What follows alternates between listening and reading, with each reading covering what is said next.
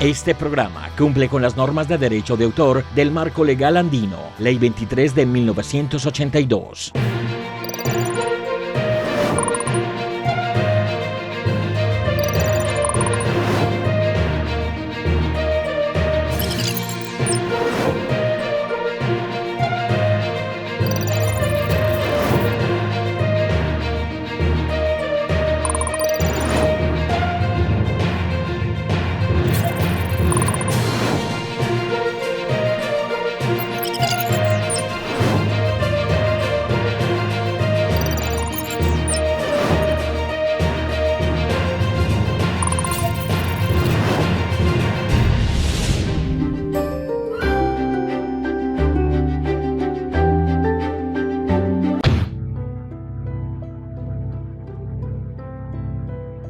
Un castigo corporal o físico usa la fuerza física para causar un grado de dolor o daño, por muy leve que sea.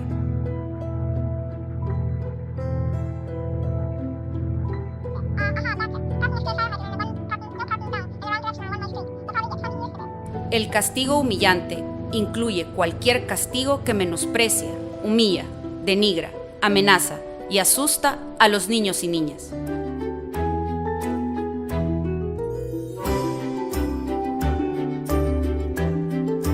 La disciplina positiva se enfoca en la enseñanza. Es una solución no violenta enfocada en el respeto que se basa en los principios de desarrollo de la niñez.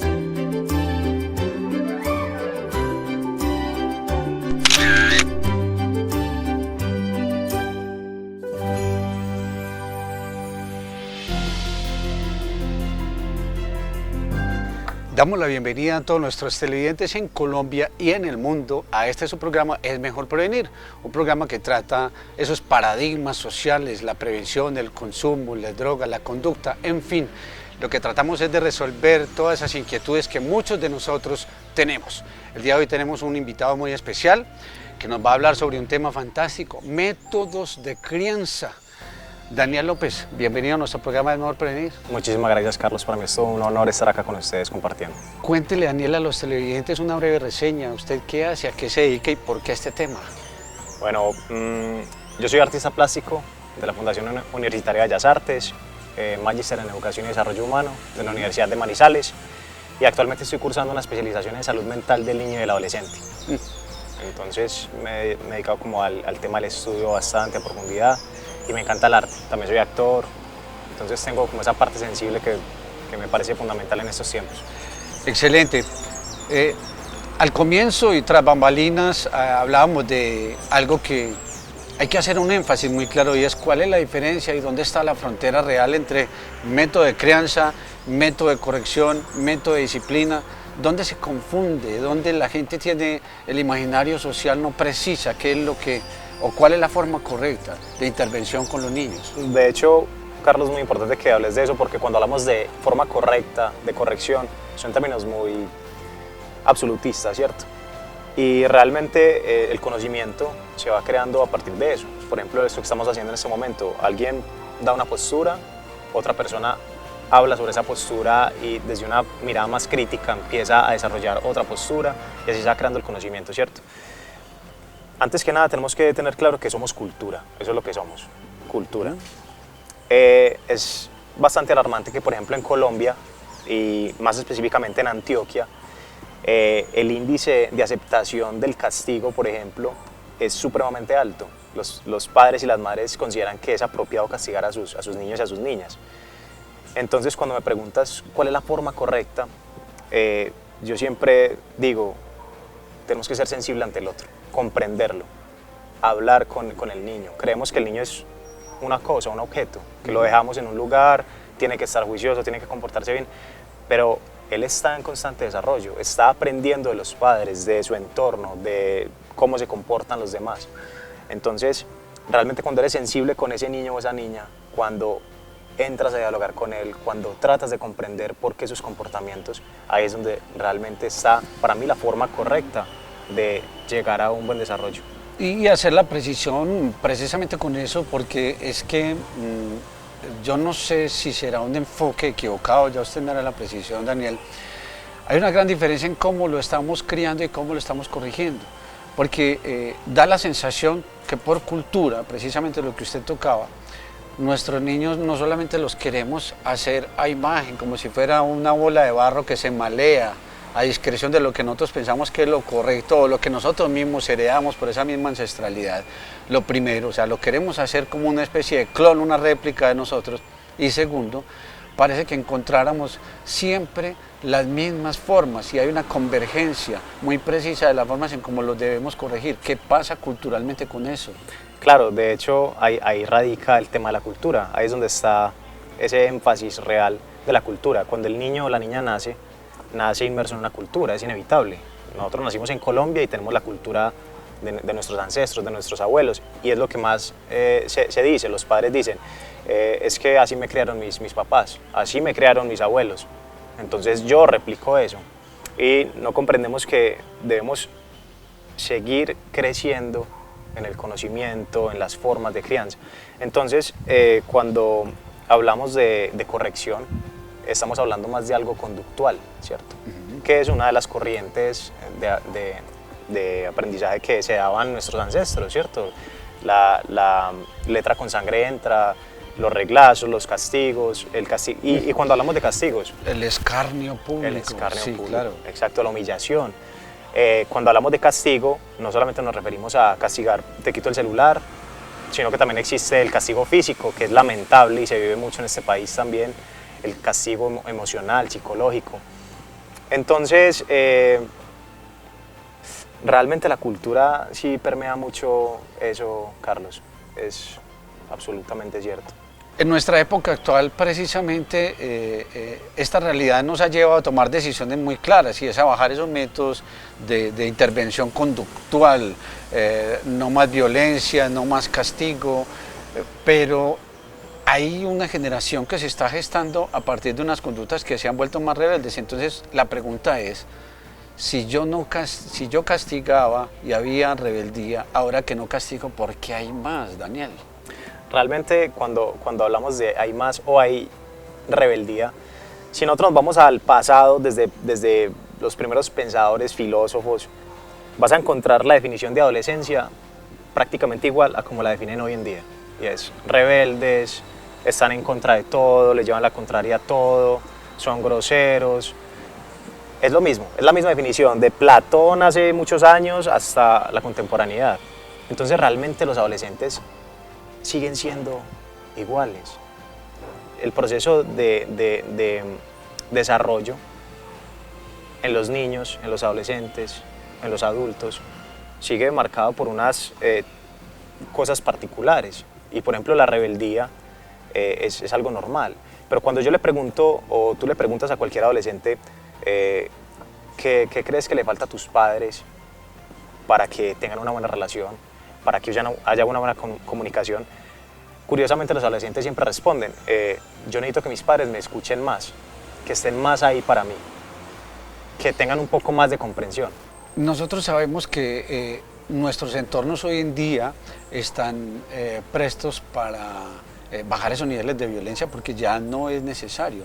Pero la pregunta es, si yo castigaba físicamente y eso estaba mal, ahora que no castigo físicamente, ¿qué está pasando? Porque el asunto y la realidad no es muy prometedora con los niños actualmente, Daniel. Bueno, realmente cuando hablamos de castigo, Carlos, es que es bastante complejo, porque cuando castigas, por ejemplo, violentamente, cuando castigas violentamente a un niño, ¿qué pasa? Estás teniendo un reflejo de rabia por parte del adulto, ¿sí? Porque cuando reaccionas violentamente es porque te da rabia, ¿sí? Normalmente no vas pegándole a la gente o castigando a la gente porque no te gustó algo. Una frustración. Exactamente. Tú con tu pareja, si están discutiendo, tú no vas a pegarle. Pasa, claro, pero cuando le pegas es porque ya es un acto violento, de rabia. Estás descargando rabia en ese cuerpo físico, en esa persona, en ese otro. Y cuando lo haces con un niño, ¿qué estás haciendo realmente? El niño ni siquiera puede defenderse. Es una persona que está aprendiendo. ¿Y que está aprendiendo de ti? Que la violencia está bien, porque estás pegándole al niño. El niño está aprendiendo eso.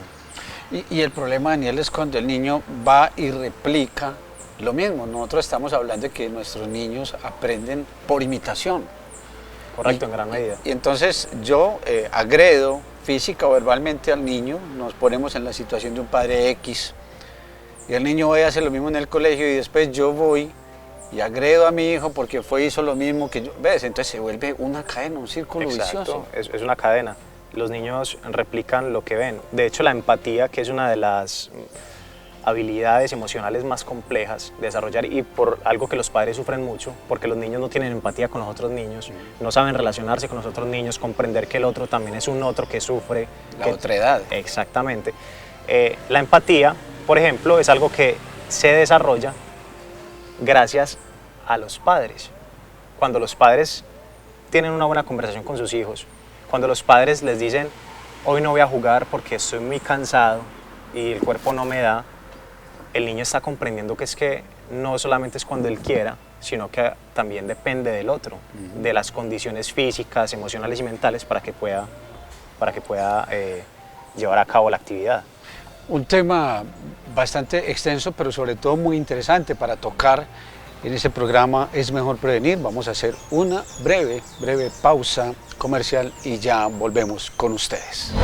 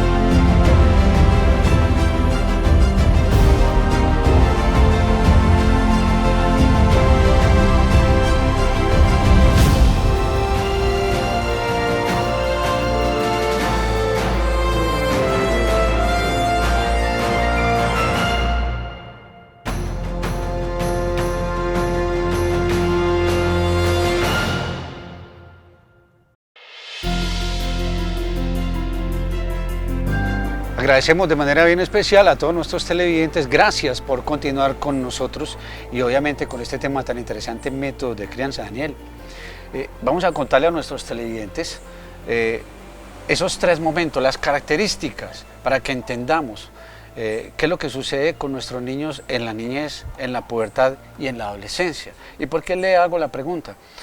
Porque a veces tendemos a confundir que la rebeldía es en todo el tiempo, que la actitud reactiva es todo el tiempo, que la posición contestataria y negativista es todo el tiempo. Y es bueno que nuestros televidentes sepan que hay unas características especiales y bien particulares que tienen los niños y que debemos conocer. Creo que eso es maravilloso, Carlos, que lo toques. Cuando hablamos de la niñez, la primera etapa de la niñez, tanto en niños como en niñas, el asunto radica en dos cosas particulares en el crecimiento. Los niños necesitan un entorno seguro, ¿sí? Ellos necesitan seguridad. ¿Y qué es un entorno seguro? Que los padres estén, que atiendan a sus llamados, que cuando se vayan a acostar y necesiten al papá para que esté al lado, él esté ahí, que ellos sepan que si se despiertan y llaman, vuelvan a estar ahí, que salen al supermercado y los papás no los van a dejar abandonados, sino que siempre están pendientes de ellos. Y eso es algo que es bastante interesante porque pasa mucho que los papás, incluso acá en Antioquia, van con los niños al supermercado y a los niños los dejan, ellos están en su mundo. Imagínate que es para un niño ver tantas marcas, tantos juguetes, tantos productos, tantos colores. Están en un mundo inimaginable para ellos, es impresionante todo lo que están viendo. Y los papás muchas veces los abandonan y se les esconden para que ellos aprendan que tienen que estar pendientes siempre detrás de los papás. Ellos no comprenden eso, ellos están en su mundo, ¿sí? Entonces mira la importancia, ahí están generando un daño porque están abandonando al niño, le están dando inseguridad, ¿sí? Entonces ya el entorno seguro pasa a un segundo plano. Por otra parte está el tema emocional, los niños están aprendiendo de sus emociones, están aprendiendo a regular estas emociones. Y si el adulto, que se supone ya puede regular las emociones, no regula las emociones cuando tiene conflictos con los hijos, ¿qué clase de enseñanza le están dando a los niños y a las niñas? ¿Sí? Entonces mira que ese es el primer momento, creo yo, de lo más importante. Poder tener un ambiente protector, seguro, y poder tener una buena guía y acompañamiento en las emociones. Entonces, esa es la característica de la niñez. Ahora vamos con la pubertad. ¿Ahí qué se desarrolla? ¿Cuál es la trama? Bueno, la pubertad está muy cercana ya a la adolescencia, ¿sí? Porque es el inicio, cuando ya está esa transición de la adolescencia, ¿sí? En la adolescencia, los rasgos más característicos, Carlos, son precisamente eso, la irreverencia, la rebeldía, pero los adolescentes también son maravillosos, trabajar con ellos es impresionante, porque ellos, a diferencia de los niños que hacen muchas preguntas para comprender el mundo, los adolescentes hablan sin filtro, y eso es lo que nosotros percibimos como irreverente realmente, y lo que están haciendo es hablar claro. Y ellos esperan lo mismo de los padres, que les hablen claro, que estén con ellos, que los acompañen. Y no se trata de que estén todo el tiempo con ellos, se trata de que estén de formas como a ellos les gustaría que estén. Te pongo un ejemplo. Los adolescentes se ven muy permeados por las series de anime, por ejemplo. Y se ven cualquier serie, por ponerte un ejemplo, Death Note, que trata sobre un librito donde escriben los nombres y el nombre que escriben se muere la persona, ¿sí? ¿Qué connotación tiene eso para un adolescente que no tiene acompañamiento? Pero si el se padre, la cree. exactamente, se la cree, pero también tiene otras cosas muy, muy positivas. La serie habla de la amistad, habla de la inteligencia, habla de la investigación. Entonces, si los papás se quedan solo con eso, con ese asunto de la libretica, pues no hay nada. Y hay muchos papás que no conocen qué están viendo sus hijos. Nosotros necesariamente tenemos que ubicarnos en esos paralelos y en esas realidades. El entorno social, el entorno inclusive la música, todo lo que está generando esto y este desaforo tan impresionante, y no existe una receta perfecta para el tema de los métodos de crianza, de los métodos de desarrollo de la niñez, pero sí existen unas pautas que es indispensable, no solamente corregir por lo que a nosotros nos correspondió como niños y cuando lo fuimos, para no perpetuar la conducta, sino también mejorar y optimizar. ¿Qué deben corregir los padres para ser buenos padres y cómo? ¿Cuáles son esas pautas más decididas, más precisas para desarrollar métodos de crianza más efectivos? Listo. Yo más que corregir hablaría de poner límites. O sea, que los padres comprendan que deben poner límites y normas específicas en el hogar. Palabra que hace mucha falta, la norma. Exacto. ¿Por qué? Cuando le pones límites, hablemos de, por ejemplo, las redes sociales, que es tan importante, ¿sí? Ellos nacieron con un dispositivo electrónico ya en las manos. Son prácticamente. nativos es que les llaman ya, sí. Ya hay muchos términos para eso. Pero volviendo al tema de los dispositivos, ellos ya nacen con ellos, ¿sí? Entonces ya tienen un constante contacto con las redes sociales, con los dispositivos electrónicos, y cuando el padre o la madre o ambos llegan a la opción, pues, como de darles este dispositivo a los niños o a las niñas, si ponen un límite claro desde el principio y unas normas, hay un correcto, entre comillas, control de esos dispositivos. En tiempos, en contenido. En tiempos, exactamente. Entonces, ellos les dicen, puedes tener el dispositivo electrónico siempre y cuando termines tus deberes cuando llegues del colegio, hagas tus tareas, todo lo que tienes, lo puedes tomar, y antes de acostarte lo debes dejar siquiera una hora antes. Porque también está demostrado que el contacto con los dispositivos impide que los niños concilien el sueño bien, y los adolescentes hoy en día están durmiendo muy poco. Sí, es cierto. Y el desarrollo cerebral que están teniendo los niños y los adolescentes, incluso en la edad adulta, es fundamental el sueño para que puedan tener un correcto desarrollo El desespero cerebral. por el like. No, hay un montón de derivaciones de las redes sociales impresionantes con respecto al autorreconocimiento, la autoestima, hay muchas cosas. El sistema de recompensas, es muy claro, sí. Entonces ya claro, hablamos, el control, la norma. ¿Cuál es esa otra característica que es bueno y fundamental que los padres tengan en cuenta también? Hombre, Carlos, la conversación. Los papás... Interesante. Sí, porque mira que los papás creen que conversar con sus hijos es, llegué del colegio, yo como hijo que soy, llegué del colegio, mi papá, ¿qué hubo, viejo? ¿Cómo te fue? Ah, bien, pa. Ya. Cuando luego ese problema trasciende porque no hay conversación, no hay intimidad, entonces ya los papás se preguntan, pero ¿cómo que yo no le hablo si yo siempre le pregunto cómo le fue, cómo le está yendo? Lo que hablábamos ahora, ya vienen a intervenir cuando el tema se desbordó, pero no se crean mecanismos de acercamiento y de prevención más claros, es cierto. Y no les hablan desde el lenguaje que ellos comprenden. Si ellos están inmersos en el mundo del anime, en el mundo de la tecnología, les gusta ese cuento, o están inmersos en el mundo de las series, y los padres no pueden tener una conversación con ellos sobre la serie que se están viendo, sobre los videojuegos que están jugando, sobre la tecnología que está saliendo. Entonces no están hablando en lenguajes iguales, ¿sí? Está aislado y solamente lo trata por los laditos. Sí, lo que alguna vez escuché, se atomizan los hogares, se vuelven atómicos, cada uno por su propio lado. Cada uno por su propio lado, exactamente. Y respecto a los padres, Daniel, hay que aconsejarlos también, porque el problema del padre es creer que él no está equivocado. No, yo creo que también hay que cambiar esa mirada tan intransigente, tan cerrada, tan absolutista en la posición de la autoridad. ¿Qué les podemos decir a nuestros padres? Venga, bájale un poquito. ¿Cómo le traducimos ese consejo, esa recomendación a los padres? Mira que cuando se habla de corrección, de castigo, de autoridad, ¿cómo se rige eso? Se rige, o más bien el combustible de eso es el miedo, ¿cierto? Entonces estás dominando al niño realmente, o a la niña, o al adolescente, con el miedo. ¿Y el miedo qué es lo único que genera? Claro, genera un control, porque ya el niño o la niña no transita esos caminos que el papá o la mamá le están impidiendo, por fuera sí.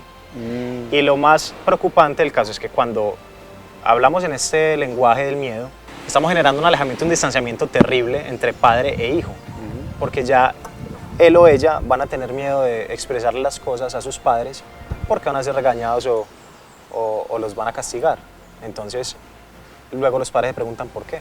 Ahí está la respuesta. ¿Cuáles son, y aunque lo que decíamos en un principio, no existe un decálogo, un catálogo que nos precisen cómo ser buenos padres, buenos hijos, pero ¿dónde son los lugares donde más se deben encontrar padres e hijos? Ya hablábamos de la comunicación, pero también el tema de la participación, de las actividades. ¿Qué otras formas hay de integración? Porque parece como si estuviera el asunto tan atomizado que yo me vuelvo un buen padre cuando tengo los recursos y te doy lo que tú me estás pidiendo, y me vuelvo un padre nutricio. Creo que es un nombre adecuado. Los padres nutricios y aquellos que se dedican solamente a proveer lo económico y lo demás abandonado, Daniel. Claro, es que, Carlos, hay que leer el contexto, o sea, por eso no hay una fórmula mágica, no hay una receta perfecta, porque todos los contextos son distintos, ¿sí? No es lo mismo una familia antioqueña, una familia chocuana, una familia de otros lugares, ¿cierto? Y cada familia, además, es distinta. Entonces, los padres deben tener la capacidad de leer el contexto en su familia, de saber qué hacen sus hijos, qué les gusta, y no ser simplemente unos suplidores de cosas materiales, sino de momentos de calidad reales, que puedan salir con ellos al parque, que saben que a su hija le encanta el rock y le encantan los conciertos, vamos a acompañarlo a un concierto, ¿sí? Es cierto, porque parece como que el mensaje fuera, tú tienes que obedecerme porque yo soy tu padre, pero tú no me toques en mi mundo porque es que yo soy distinto y yo vengo de otra época, y entonces los padres empiezan a sacar todas las disculpas, lo que tú decías de la empatía. Eso no se sucede, o confundimos que la empatía es simplemente irnos a montar bicicleta o ir a un parque de diversiones. Ay, no, ya cumplí mi misión. Total. Daniel, mucho tema, mucha tela para cortar, pero sobre todo las grandes conclusiones sobre la forma en cómo debemos aprender a ser mejores padres y concluir que si nuestros hijos tienen problemas de conducta y de comportamiento no es que hayamos fracasado. Agradecemos mucho tu compañía y esperamos a futuro poder contar contigo nuevamente. No, muchísimas gracias, Carlos. Realmente, como dices, es mucho tema. Afortunadamente lo tocamos someramente, pero por lo menos tocamos ciertas fibras, ciertos temas importantes que yo sé que les van a servir mucho a los padres y a las madres de este país que tanto necesitan ese acompañamiento. Agradecemos también a todos nuestros televidentes, muchas gracias por estar ahí con nosotros. Es mejor prevenir, un programa que te da las respuestas que a veces todos necesitamos. Gracias por su compañía.